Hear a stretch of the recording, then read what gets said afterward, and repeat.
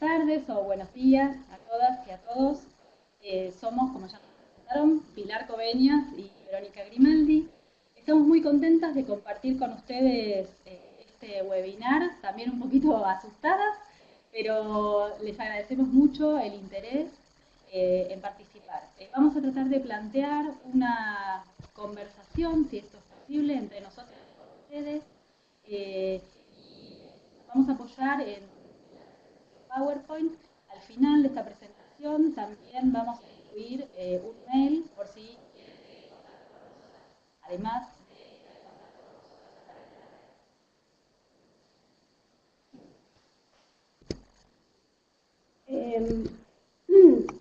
bueno, además de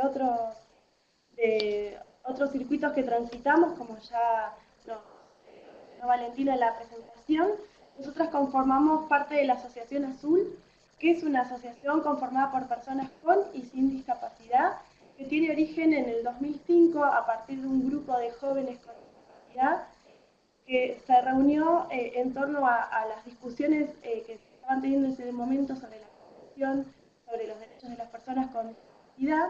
Ese grupo se denominó Grupo de Acción por el Modelo Social y luego en el 2007 constituye una asociación con personería jurídica con personas, además de estos jóvenes con distintas discapacidades, con personas sin discapacidad también. La asociación actualmente consta de 3 grandes grupos, que es el grupo de jóvenes, el grupo de padres y el grupo de docentes.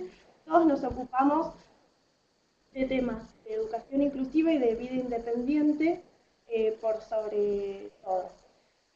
A su vez, la asociación tiene la particularidad de que la comisión directiva está formada en su mayoría por personas con discapacidad y que esas personas tienen diferentes discapacidades y en su mayoría tienen discapacidades múltiples y varios son usuarios de comunicación alternativa mental.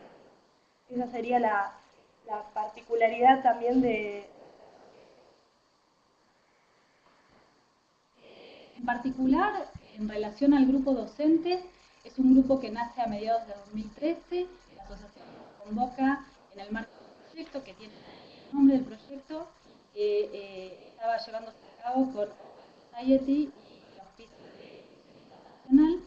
Y el objetivo del grupo de alumnos inicialmente, de docentes inicialmente, tenía como objetivo detectar algunas de las barreras que en el sistema educativo había o se producían para la inclusión de las personas con discapacidad. El grupo está formado por una diversidad de personas de trayectorias diversas, de experiencias diversas, de miradas diversas.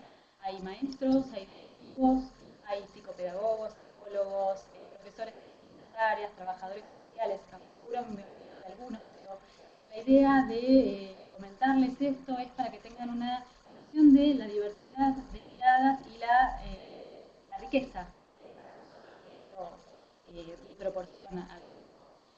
Antes de seguir adelante, queríamos destacar justamente que todo lo que vayamos a presentar hoy tiene que ver con producción colectiva. Al interior del grupo de ninguna manera es una producción personal. Cuando nos convocaron desde la asociación, empezamos compartiendo algunas preguntas que teníamos, algunas experiencias, estudiamos conjuntamente algunas de las cosas que íbamos trayendo a la mesa de discusión y también elaboramos algunos talleres que organizábamos para ir ampliando esta red de profesionales de la educación para seguir escuchando algunas preguntas que quizás al interior no habían surgido, algunos problemas que quizás habíamos planteado nosotras, con el objetivo de seguir conociendo de manera colectiva. Justamente creemos que la clave para de alguna manera educación inclusiva tiene que ver con el trabajo en colaboración, un proyecto colectivo y de alguna manera un esfuerzo. Verónica, qué pena interrumpirte. En este sentido, Los docentes me están diciendo si podrías acercar más el micrófono porque no te logran oír. O si puedes usar un tono de voz un poco más alto. Ahora Y también aprovecho las personas que están Bueno, experimentando interrupciones en la comunicación. Esto se puede deber a la conexión que tengan a Internet, lo cual se sale completamente de nuestras manos. Si están conectados por Wi-Fi, estas interrupciones son más grandes. Entonces no se preocupen que precisamente este video está siendo grabado y lo haremos disponible en nuestro YouTube, en nuestro canal de YouTube, que más adelante al final de la presentación les daremos el URL para que accedan en las próximas semanas. Muchas gracias y te doy la palabra. Continúa, Verónica. bueno, sí, simplemente a ver si ahora se me escucha mejor. Estábamos diciendo que creemos fuertemente en la importancia del trabajo en colaboración y en leer a la educación inclusiva o la inclusión educativa como un proyecto colectivo individual.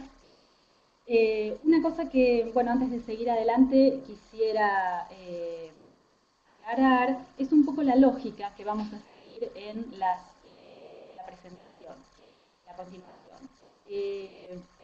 Van a ver que vamos a iniciar presentando brevemente nuestra mirada acerca de la inclusión educativa de las personas con discapacidad, que como ustedes habrán transitado en otros webinars, vamos a ser breves en esta parte. También nos vamos a referir a la educación inclusiva considerando una idea fundamental, que es que la inclusión refiere a todos, pero también a cada uno. Esta es una frase que tenía un filósofo argentino llamado Carlos Escliar. Y creemos que es fundamental esta idea porque involucra una idea universal, para todos, pero también una idea de la singularidad, el cada uno, y que esto es imposible de ser pensado si no creemos que los alumnos tienen que estar incluidos en la escuela como sujetos que aprenden, para aprender. Y cuando hablamos de aprender, entonces, para nosotras es ineludible que vamos a mirar a la enseñanza. ¿Ya? Estamos hablando de una institución, la escuela, que enseña para que los chicos aprendan algunas áreas de conocimiento en particular. Y cuando hablamos de enseñanza, creemos que es fundamental pensar que no estamos hablando de un conjunto de técnicas o un conjunto de métodos aisladas. Estamos pensando, por un lado, en un posicionamiento epistemológico, un posicionamiento político. Estamos pensando en una actividad reflexiva que está apoyada en conocimientos didácticos, pero que también produce didácticos. Y entonces creemos que para enseñar en aulas que incluyan a todos, tenemos que pensar que no es lo mismo enseñar de una manera que otra, y tampoco es lo mismo enseñar un contenido que otro. Y en este sentido es que para nosotras un aporte que pueden hacer las didácticas específicas es ayudarnos a mirar cómo enseñar algunos contenidos en particular. En nuestro caso nos vamos a referir a matemática porque, como ustedes habrán visto, nuestra trayectoria tiene mucho que ver con esta área de conocimiento, pero también porque el área de matemática ha sido históricamente asociada a capacidad o incapacidad. Hay una idea sostenida y que es bastante dura de roer, que hay algunos que pueden aprender matemática y otros que no. Por supuesto, nosotras nos oponemos fuertemente a esta idea. Nosotras creemos que todos pueden aprender matemática bajo cierta condición o bajo ciertas condiciones que tendremos que construir desde la enseñanza. Y esto es lo que para nosotros es fundamental, mirar las didácticas específicas para ver qué aportes nos pueden dar para pensar efectivamente en incluir a todos, cada uno.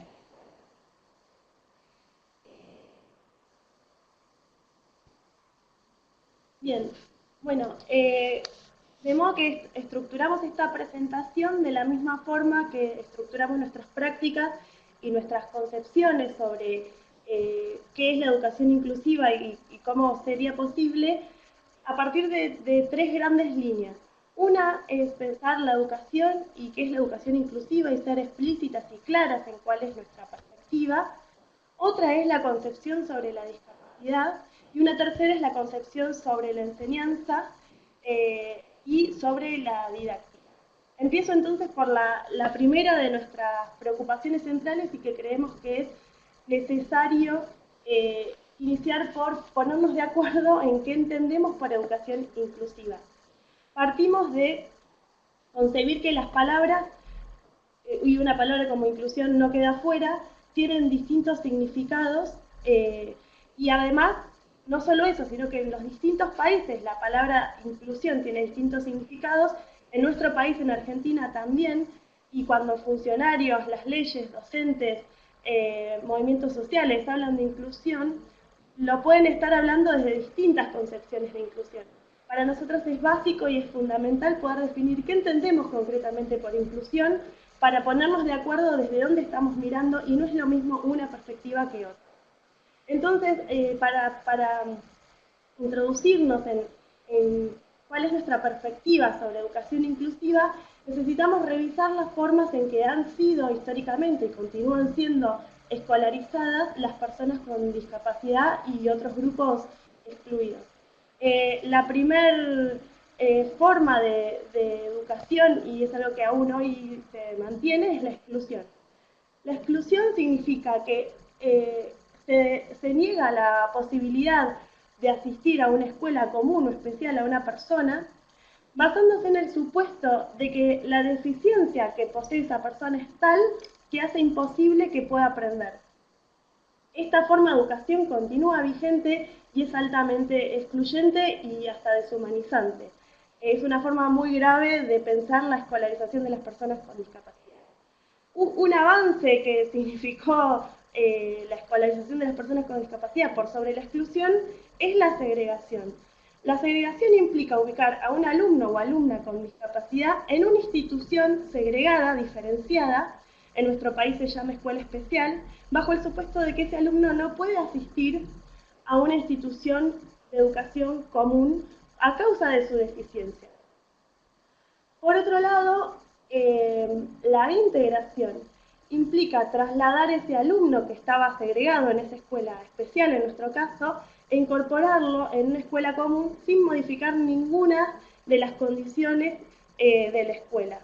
De modo que si el alumno o la alumna no fracasa en la escuela, se debe a que logró adaptarse exitosamente. Si fracasa, se debe a que su deficiencia le impidió formar parte de una escuela que va a permanecer inalterable ante su presencia. Todas estas formas de educación resultan igualmente discriminativas y excluyentes sobre nuestra perspectiva de la inclusión. La inclusión implica justamente remover todas las barreras al aprendizaje de las personas con discapacidad y otros grupos. Nosotros estamos pensando la inclusión educativa no solo alrededor de las personas con discapacidad, sino alrededor de todo el conjunto de grupos de niños, niñas y jóvenes que son de alguna forma discriminados o excluidos por el sistema educativo, por las escuelas comunes. Sin embargo, creemos necesario hacer hincapié sobre algunos grupos porque son los que han resultado más invisibilizados y más segregados a la hora de hablar de todos. Cuando los sistemas educativos dicen incluimos, integramos, a veces quieren decir solo a todos, a veces quieren decir solo a algunos. Y esos algunos que quedan afuera son históricamente algunos grupos particulares, entre ellos las personas con discapacidad. De modo que una escuela inclusiva es una escuela que incluye a todos sus alumnos, que se asegura que todos los alumnos pueden participar de la escuela, que se remueven todas las barreras al aprendizaje y se lucha contra todas las formas de discriminación. Ahora vamos a desarrollar un poco esta cuestión, pero queremos empezar por decir que no es educación inclusiva desde nuestra perspectiva. Educación inclusiva no es sacar a un niño de un contexto y reubicarlo en otro. No es ubicar a un niño en un contexto sin recursos, planificación y de forma improvisada. No es un tipo de educación que solo beneficia a las personas con discapacidad y no es un fin o un estado. Por lo contrario, para nosotras, educación inclusiva implica una reestructuración de las políticas, culturas y prácticas educativas en respuesta a las necesidades de todos los miembros de una comunidad educativa. Es una forma de alcanzar la plena participación de todas las personas, incluyendo a las personas con discapacidad, en los procesos educativos y en la comunidad. Es una es un proceso para alcanzar una sociedad inclusiva. Esto es algo también importante, que es que una escuela inclusiva contribuye a construir una sociedad inclusiva. También es una forma activa de eliminar las barreras a la participación y es una forma activa de eliminar todas las formas de discriminación y exclusión a las personas con discapacidad y no solo a ellas. En este sentido, volvemos a la experiencia del grupo docentes, en esto que les contábamos antes acerca de que nos reuníamos para compartir experiencias, preguntas y estudiar. Una de las primeras cosas que se armó en este grupo es la necesidad de construir un lenguaje en común. Y ahí, como verán en el título, pusimos entre paréntesis paradigma. En realidad, a propósito de las discusiones acerca de las palabras, las distintas palabras que circulan en el sistema educativo, a veces como sinónimos, construimos, digamos, un posicionamiento epistemológico y político también en relación a la discapacidad, a la educación inclusiva. Por ejemplo, una de las discusiones que teníamos fue en torno a esta a este primer conjunto de palabras que ustedes ven ahí, alumnos con discapacidad o alumnos con capacidades diferentes, con capacidades especiales, con necesidades especiales. Muchas veces en las escuelas todas estas formas de nombrar se usan como sinónimos y bueno, analizando qué significados o qué sentidos le podíamos dar a cada una de esas formas de nombrar, notamos que, bueno, en nuestro caso no las tomábamos como sinónimos, cada una tenía como una carga de sentido específico. Lo mismo con el par, integrar o incluir, que bueno, ya hemos visto que en nuestro caso no estamos de acuerdo en que sean sinónimos y sin embargo en el sistema educativo, al menos en el argentino, muchas veces funciona o como sinónimo o como un par complementario, que en realidad no tampoco coincidimos con esta mirada. Esto, bueno, por supuesto, como decía antes, nos llevó a revisar nuestras ideas acerca de la discapacidad y la educación y discutimos algunas cuestiones vinculadas a ciertos modelos de la discapacidad que se han construido a lo largo de la historia.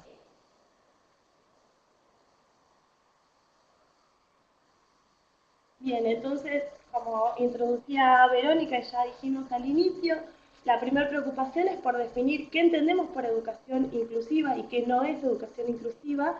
Y la segunda preocupación es cómo entendemos la discapacidad.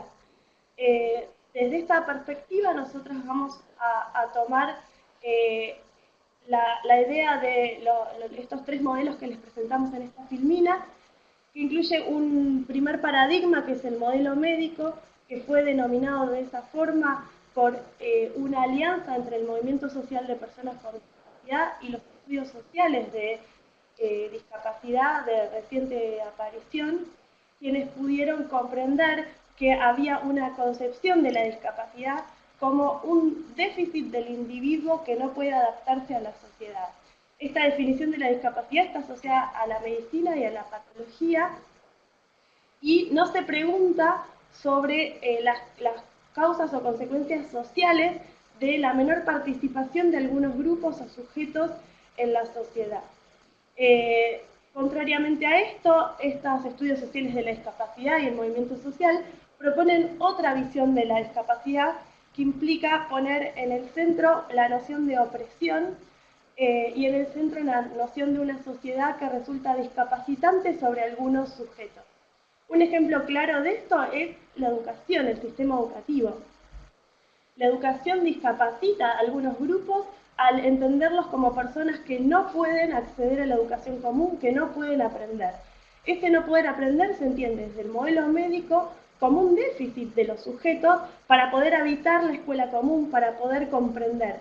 El déficit está puesto en su incapacidad que les impide transitar por la escuela común de igual forma que otros grupos que se entiende que son alumnos normales. El modelo social viene a visibilizar esta cuestión y a decir, no son las personas quienes poseen un déficit, sino que es el sistema educativo el que se ha construido de tal forma de excluir a algunos grupos mediante una definición altamente discriminatoria de la capacidad y de lo que significa ser alumno. Además, lo que podemos nombrar como modelo de derechos humanos avanza en una concepción de las personas con discapacidad como sujetos de derecho. Esto no es algo menor, ya que implica que las personas con discapacidad tienen derecho, en nuestro caso, lo que estamos conversando, el derecho a la educación. Y ese derecho a la educación no es a cualquier forma de educación, sino es un derecho a la educación inclusiva.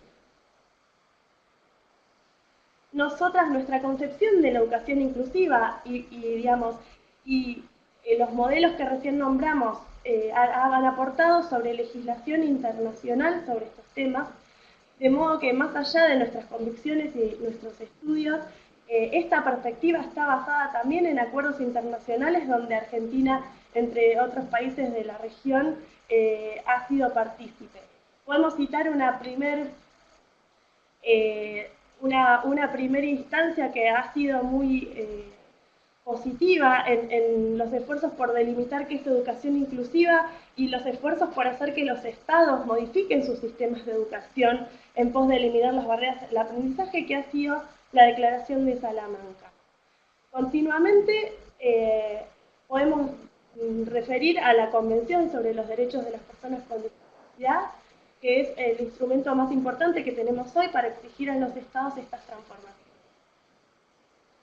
En este sentido, en Argentina, la Convención tiene la misma jerarquía que la Constitución, de modo que todo lo que estamos construyendo alrededor de cómo contribuir a que las escuelas se transformen, tiene este marco legal, con lo cual los estados están obligados por ese compromiso que asumieron al firmar a modificar sus sistemas educativos. Además, las leyes nacionales y provinciales deben adecuarse a la Convención, que explicita que el derecho a la educación es el derecho a la educación inclusiva. ¿Querés comentarla? Sí, en este caso, justamente, las leyes nacionales y provinciales de educación, así como los documentos populares de los cuales vamos a hablar mínimamente a continuación, serían un tipo de documentos que tendrían que tener en cuenta este derecho a la educación inclusiva, y que en algunos casos hemos notado que se acercan, se aproximan, y en otros casos no lo hacen. O sea, ahí hay una deuda en relación a legal. En relación vuelvo un poquito a la producción de los grupos, del grupo de docentes, esto que hacemos nosotros de abrir las conversaciones en talleres o en eventos en los cuales participamos de distintas maneras para escuchar algunas problemáticas o algunas preguntas de otros colegas que también trabajan en el sector educativo, para pensar conjuntamente cómo abordarlos, notamos en muchos casos que justamente el diseño curricular, este documento que prescribe qué y cómo se enseña en las escuelas, actuaba un poco como obstaculizante y no como facilitador, por así decirlo, de la inclusión. En particular había una palabra que aparecía repetidamente como obstaculizante, que era la idea de prescripción. La palabra, el diseño curricular es prescriptivo, aparecía como una frase que dificultaba la inclusión educativa. Para muchos de nosotros, particularmente yo participé en la redacción de algunos de estos documentos, para nosotros era como muy claro que estaba escrito en una mirada inclusiva. Sin embargo, aparentemente esto no era transparente para todos los docentes y había algo de esa idea de prescripción y del funcionamiento del sistema que hacía que el diseño curricular de ninguna manera fuera un documento que ayudara para la inclusión. Entonces decidimos, a pesar de conocerlo más o menos bien, por trabajar con este documento en las escuelas, estudiar el documento y tratar de desentrañar de qué manera se planteaba la inclusión en sus páginas. Y una cosa que encontramos, que nos resultó llamativa, es que en muchas de las páginas aparecían argumentos, ejemplos, ideas que hablaban y explicitaban la necesidad de crear condiciones más inclusivas, de romper con ciertas lógicas institucionales que a veces colaboran con la inclusión, particularmente para la gente de Argentina que nos está escuchando, recomendamos muy fuerte que lean el diseño curricular de la provincia de Buenos Aires para la educación primaria, que en su tomo 1, páginas 29 y 30, tiene unos ejemplos muy interesantes acerca de cómo romper ciertas lógicas de organización institucional y creemos que colaborarían en la discusión. Y entonces nos preguntamos por qué la palabra prescripción era la que estaba en el centro de la discusión y en cambio se ignoraban otras ideas que estaban circulando en el diseño curricular. Bueno, no, por supuesto no vamos a desarrollar todo lo que pensamos, pero sí hay algunas ideas que pudimos como grupo sistematizar en una publicación que a quienes les podemos compartir. Otra idea que también aparecía como problemática en estos documentos, desde el punto de vista de ciertos trabajadores del sistema educativo, es la idea de diversidad. Encontramos que, sobre todo, muchos inspectores encontraban en la idea de diversidad una idea que incluía a todos menos a las personas con discapacidad. Entonces acá también volvimos al diseño curricular para ver, bueno, en qué sentido se hablaba de diversidad y encontramos que si bien se nombraban a las personas con discapacidad, se nombraban poco a las personas con discapacidad. Con lo cual, esto quizás colaboraba también en invisibilizarlos, invisibilizar esta población como incluida en esta diversidad, de otras poblaciones que sí estaban más nombradas. Y por otro lado, también identificamos que quizás la lógica del sistema, la organización del sistema, esto de que persista la idea de que hay una escuela especial que aloja a las personas con discapacidad, también colabora en que esta diversidad de la que habla el diseño curricular no aloje justamente a las personas con discapacidad. Creemos también que quizás lo que está subyaciendo a esta cuestión sea una forma de comprensión de la diversidad en términos culturales, pensando grupos identificados culturalmente como grupos de diversidad étnica o grupos diferenciados por cuestiones de género, etcétera. Y cuando se pensaba a las personas con discapacidad, se las pensaba desde lo que recién denominamos el modelo médico. O sea, no poseen una diversidad cultural, sino que poseen una deficiencia física individual. Nosotras no lo entendemos de esta forma, sino que en todo caso vamos a pensar en la cuestión de la diversidad, debe ser pensada en torno a todos los grupos humanos, incluyendo por supuesto a las personas. Bien, otro punto de partida en nuestras discusiones y que también estaba asociada a las preocupaciones de los docentes, directivos, etcétera, con los que interactuábamos, era la cuestión del diagnóstico. Volviendo sobre esta idea, los alumnos con discapacidad generalmente son identificados por su diagnóstico médico. Esto hemos identificado que es una barrera para la inclusión educativa de estas personas, donde los docentes necesitan saber el diagnóstico médico para saber si esa persona puede aprender o no. La educación y la medicina son campos separados y nosotros consideramos que si bien uno puede conocer diversas características de los sujetos, no hay nada en un diagnóstico médico que nos dé cuenta de cómo enseñar. Eso es una cuestión didáctica, específicamente didáctica, y que no debe estar relacionado y menos obturado por un diagnóstico médico. Si bien nos puede proporcionar alguna información, lo que nosotros necesitamos saber sobre ese alumno no es qué diagnóstico tiene, sino cuáles son sus saberes sobre un área y sus posibilidades de conocer algo en función de ciertas estrategias de enseñanza que un docente va a poner en juego.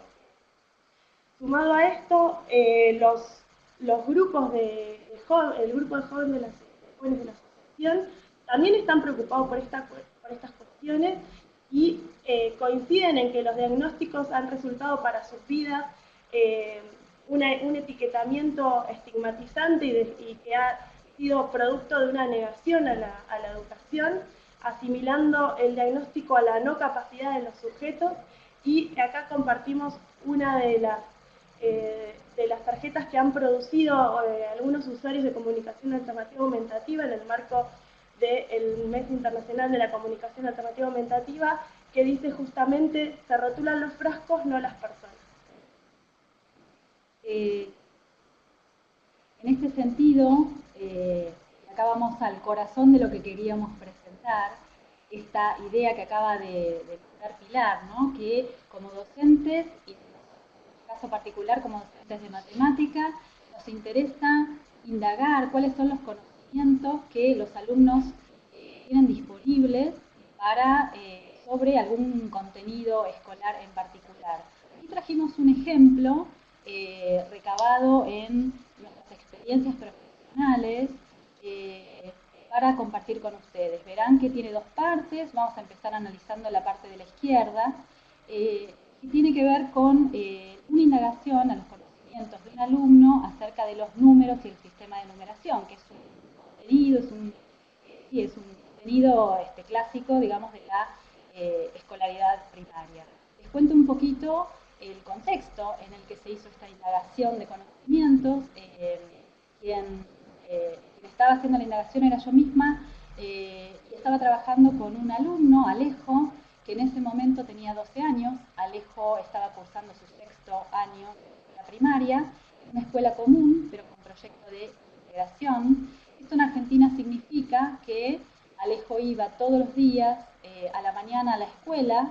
En las horas de matemática tenía un acompañamiento de una maestra especial, que venía de la modalidad especial, y en algunas tardes él iba a trabajar con esta misma maestra o con otras maestras en una escuela especial, nuevamente sobre contenidos matemáticos, porque esta era aparentemente el área en donde él tenía dificultades. De hecho, él mismo se autodenominaba como persona con problemas con la matemática.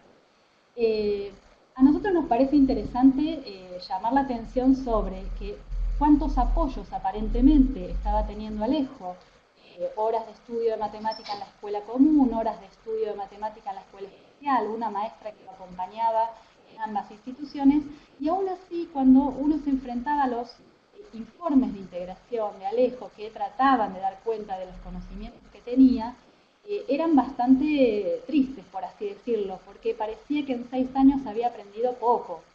Una de las frases, y que esto da, digamos, inicio a este episodio, era que Alejo sabía hasta el 1000.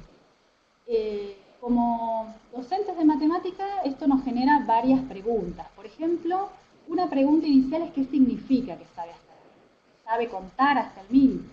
¿Sabe escribir todos los números y yo le dicto cualquier número hasta el 1000, él los va a saber escribir? ¿O que si le presento un número hasta el 1000 lo va a saber leer? ¿O que los puede comparar? ¿O que puede saber cuál es el anterior, el siguiente? ¿Puede saber qué cosa? Digamos que era una frase, sabe hasta el 1000, era una frase bastante ambigua. Por otro lado, también nos resultaba difícil pensar qué característica tendrá el 1000 que actúa como un límite, ¿no es cierto? ¿Por qué 1000 y no 900 o 500 o lo que sea? Entonces, como docentes de matemática, esto nos generaba un cierto ruido y, bueno, lo que hicimos fue indagar qué sabía acerca de los números altos. La primera frase que ustedes van a leer ahí en el episodio de la izquierda, ¿cuál es el número más grande que conoces? 1000, era totalmente intencional, y ahí vemos cómo Alejo responde con el mismo numerito que se le asignaba como límite, lo cual, bueno, nos resulta llamativo, no sabemos por eso, pero bueno, es llamativo. Sigue la conversación, es el más grande que conoces de nombre o escrito, y él dice escrito. Digamos que acá en esta intervención la idea era, bueno, profundizar un poco más en estos aspectos que acabo de nombrar, ¿no? ¿Qué significa saber hasta el 1000? Hay bastantes aspectos a analizar allí. Estas dos representaciones, el nombre o escrito, ya es una primera aproximación a algo más específico. Él identifica qué es lo escrito, lo que conoce hasta el 1000, y entonces le sigo indagando acerca de los nombres. Hay números más grandes que 1000, y él dice 1001, 1002, 1003. Nos resulta interesante esto porque yo no puedo decir exactamente si este conocimiento del 1001, 1002, 1003 él ya lo tenía disponible. La verdad es que no sé si él ya lo sabía antes de entrar en esta conversación. Y la verdad es que no importa mucho si lo sabía de antes o si lo produjo en este momento. Lo que sí podemos identificar es que él sí tiene un conocimiento que está poniendo en juego acá, y es que identifica como una regularidad del sistema. Él sabe que cuento 1, 2, 3, 101, 102, 103, 501, 502, 503, y bueno, 1000 será 1001, 1002, 1003, digamos. Podría ser que está funcionando como una hipótesis apoyada en un conocimiento de las regularidades del sistema de numeración, y por lo tanto, entonces, parece que ahí está mostrando un conocimiento en juego en base a una...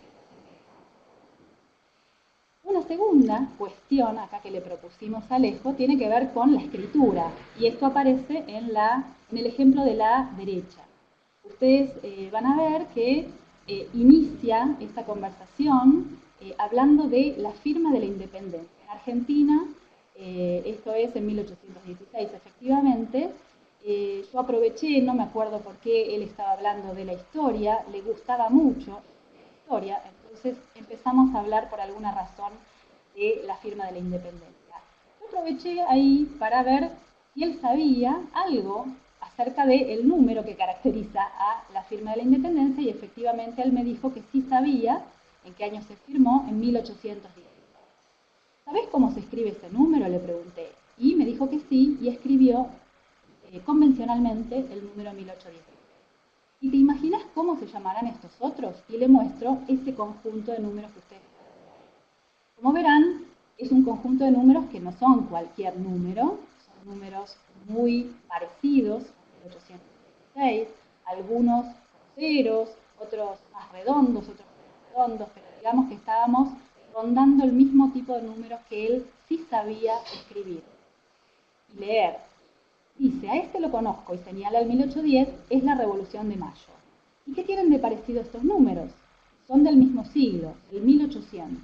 ¿Y cómo te das cuenta de eso? Porque empieza con 1 y 8, de 1800. De nuevo, yo no sé si él había reflexionado sobre todas estas cosas antes de esta conversación, pero la verdad es que nuevamente no importa, porque a lo que nos queremos referir es a la cantidad de conocimientos que él tenía, en este caso, habiéndose limitado a que el número más grande que conoce es el 1000 para ser escrito, y que de repente pueda escribir 1816 porque puede apelar a un contexto, el histórico en este caso, que lo ayuda a identificar un conocimiento del que él dispone, la fecha de la independencia. Y esto le ayuda a leer otros números o a identificar que esos otros números, en ese contexto, él podría leerlos porque empiezan con 1 y con 8, por lo tanto, cuando los lea va a empezar con 1800. La verdad es que es una construcción bastante interesante que nos está diciendo, bueno, Alejo era capaz de producir conocimiento a partir de situaciones que se le puedan proponer y a partir de interacciones específicas que se le pudieran proponer. Y esto nos parece en este sentido como fundamental. Si bien estos ejemplos no los vamos a tomar como la receta que nos enseña cómo intervenir y qué frase decir, porque esto está lejos de ser nuestra idea, justamente creemos que el trabajo docente, por eso decíamos antes, es una profesión que nos lleva a la reflexión, también es una profesión que nos lleva a la creación. Estamos creando situaciones, creando interacciones, pero esa creación no es azarosa, esa creación está apoyada en conocimientos didácticos. Y en el mismo momento que estamos utilizando estos conocimientos didácticos, matemáticos también, claro, estamos produciendo más didáctica. Esta es una perspectiva epistemológica acerca del aprendizaje, de la enseñanza y del objeto de estudio, en este caso la matemática, que nos proveen las didácticas específicas. Pero además hay como un de fondo, una sospecha que yo tenía, o sea, una convicción más que una sospecha, y es que Alejo sabía cosas y que mi trabajo como docente era tratar de que él explicite algunas de estas cosas que él sabía, tratar de ir a buscarlo allí donde él estaba y tirar un poquito de la cuerda para que avance hacia otros lugares, para que aprenda otras cosas. Entonces, la posibilidad de que un docente pueda, digamos, reconocer lo que un alumno puede saber y tirar desde ahí para que aprenda más, está sentada en un conocimiento de las didácticas específicas, pero también en una concepción de la discapacidad, como ya hemos mencionado, y una concepción sobre la educación inclusiva. Creemos que son esas tres las patas, digamos, donde se sienta la posibilidad de una práctica en la escuela que esté de acuerdo a los principios de educación. Bueno, entonces cuando nosotras decimos cuáles son los aportes de la didáctica específica, creo que Pilar acaba de contestar un poco esta pregunta. Les traemos un segundo ejemplo, no sabemos si vamos a tener tiempo de desarrollarlo, pero aunque sea los vamos a leer. Y este ejemplo, que también sigue con el tema de los números, bueno, tomamos este tema en particular, teníamos estos ejemplos y nos parecían interesantes para compartir. Se trata de otro alumno, Fabián. Yo acá no soy la maestra que estaba con él, hicimos un registro de este intercambio. Se trataba de un intercambio en el marco de un proyecto llamado Proyecto de Aceleración, hacía hasta hace 2 años, bueno, y actualmente en algunos casos se sigue haciendo en Ciudad de Buenos Aires, en el cual digamos, los alumnos que participaban de este proyecto eran alumnos con sobreedad, eran alumnos que de alguna manera eran de sectores más vulnerables, sectores quizás con una diversidad cultural, como decíamos hace un ratito. Eso hacía que la escuela los pusiera en un lugar deficitario, porque tenían como un déficit cultural ahí. El programa de aceleración apostaba a otra cosa, apostaba que podían aprender y que podían aprender mucho, sabían muchas cosas también. Fabián, entonces, era un alumno que, sin tener una discapacidad, estaba etiquetado como un joven deficitario. Sin embargo, también en este ejemplo queremos notar que se le ofrecen, números escritos a este chico. El número 23.000, que dice la maestra, lo lee convencionalmente, y ya cuando le ofrece el 427.000, él empieza diciendo 4.000 y no sigue. Entonces la maestra escribe 400.000, sin leerlo por supuesto, y Fabián lo lee convencionalmente. O sea que Fabián fue capaz de leer 400.000, aunque no había podido leer el anterior. Y una vez que hace esto, Fabián vuelve a la escritura, que no había podido leer hace un ratito, y dice, este es el 427.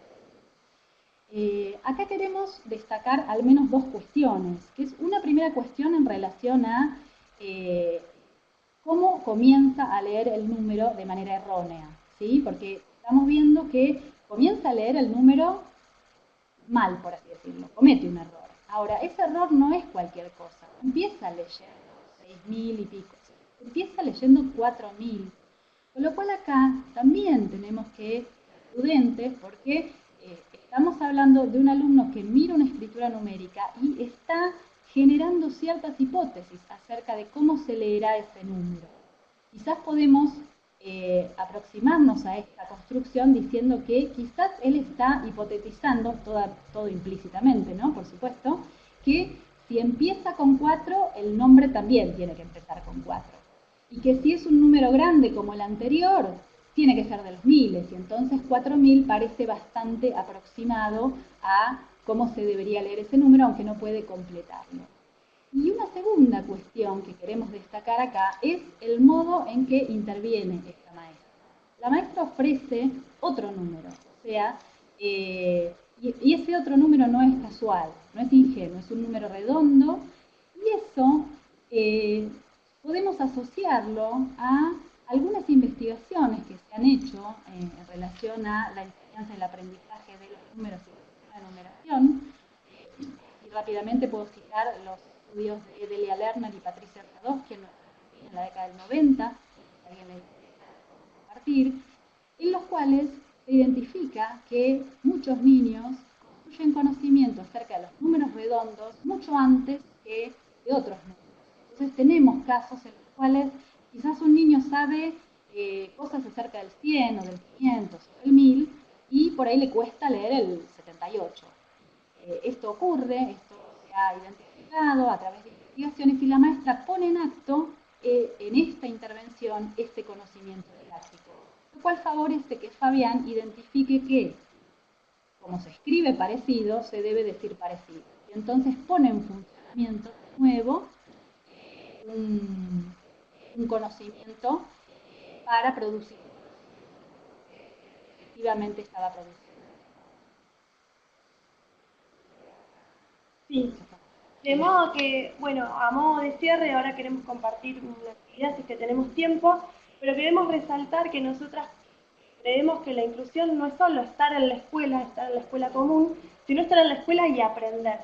Para poder aprender, nosotras entendemos que es preciso manejar cierta concepción de la educación inclusiva, de la discapacidad y la didáctica, y las didácticas específicas concretamente, al mismo tiempo que vimos en nuestra experiencia como una estrategia muy potente y positiva el trabajo colaborativo entre docentes y distintos agentes que puedan colaborar a pensar de forma conjunta cuáles son las mejores estrategias para que las personas con y sin discapacidad puedan aprender juntos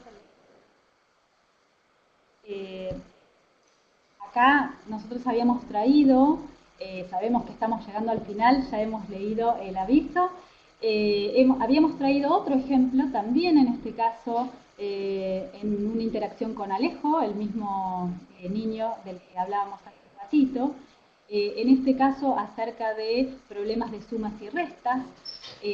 Nos parecía interesante que, aunque no lo pudiéramos analizar, ustedes puedan leerlo, tener un primer contacto con este ejemplo, porque nos parece que también podríamos hacer este ejercicio de identificar o de tratar de identificar o de hipotetizar, si quieren, qué conocimientos se ponen en funcionamiento en esta interacción, en esta situación que se le plantea acerca de las sumas y de las restas, qué intervenciones aparecen de parte de docente, que en este caso era yo, sin creer que son las mejores intervenciones que uno podría hacer, simplemente son unas posibles que habilitan o inhabilitan algunas emergencias, digamos, de conocimientos. O que simplemente a partir de esta lectura, de este ejemplo, si a ustedes se les generan preguntas, las pudieran compartir con nosotras en el espacio de preguntas que ahora se va a iniciar. No sé si es Valentina, que ya iniciamos el espacio de preguntas, y en todo caso después terminamos con la última de nuestras diapositivas, en la cual ustedes podrán encontrar nuestro mail para seguir en contacto. Muchas gracias Pilar y Verónica por estar con nosotros y habernos acompañado en la realización de este webinar.